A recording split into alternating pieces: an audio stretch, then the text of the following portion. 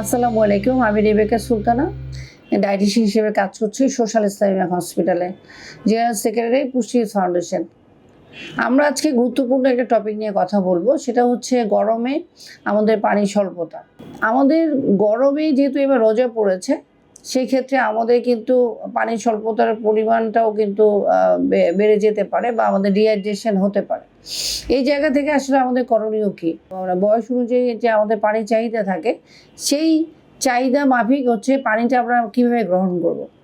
আমরা যেহেতু ইফতারের সময় থেকে সেহরি পর্যন্ত সময় পাচ্ছি, এই সময়টাতে আমাদের সারাদিনের চাহিদায় যে 2.5-3 লিটার আর 3.5 লিটার পানি থাকে, সেই পানিটাকে আমরা ধাপে ধাপে আস্তে আস্তে করে গ্রহণ করব।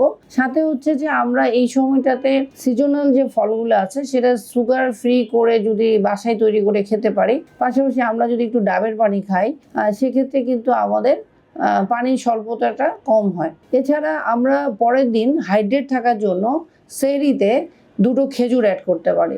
খেজুর হচ্ছে আমাদের বডিকে হাইড্রেট রাখে, এবং যাদের খুব বেশি ইলেকট্রোলাইট ইমব্যালেন্স হয়, অর্থাৎ যারা খুব বেশি ঘামেন বা ইলেকট্রোলাইট ইমব্যালেন্সের সমস্যা আছে, কিডনি পেশেন্ট কিংবা অনেকে আছে যে খুব বেশি পানি খেতে অভ্যস্ত না, তাদের ক্ষেত্রে অবশ্যই আমাদেরকে চিন্তা করতে হবে যে পানি জাতীয় খাবার, অর্থাৎ পাঁচে টাইপসের হচ্ছে ফল, পাঁচে টাইপসের সবজি গ্রহণ করা, যেগুলোতে যেমন লাউ, চিচিঙ্গা, ঝিঙ্গা, আর হচ্ছে এখানে আমরা সফেদা, তারপরে আমাদের কেশর টাইপের, স্কোয়াশ টাইপের যে আমাদের খাবারগুলি থাকে, ফল এবং সবজি, সেই টাইপসের হচ্ছে খাবারগুলি গ্রহণ করা।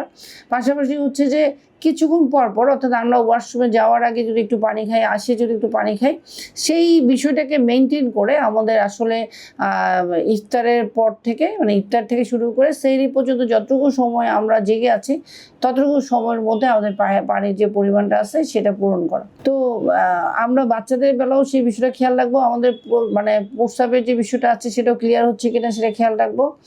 পাশাপাশি যদি কোনো কারণে মানুষের মানে দেখা যাচ্ছে যে পানি স্বল্পতা দেখা দেয়, অজ্ঞান বা এই ধরনের কোনো ধরনের মাথা ঘোরার বিষয় থাকে, সাথে সাথে ডাক্তারের পরামর্শ নেওয়ার কথা বলবো।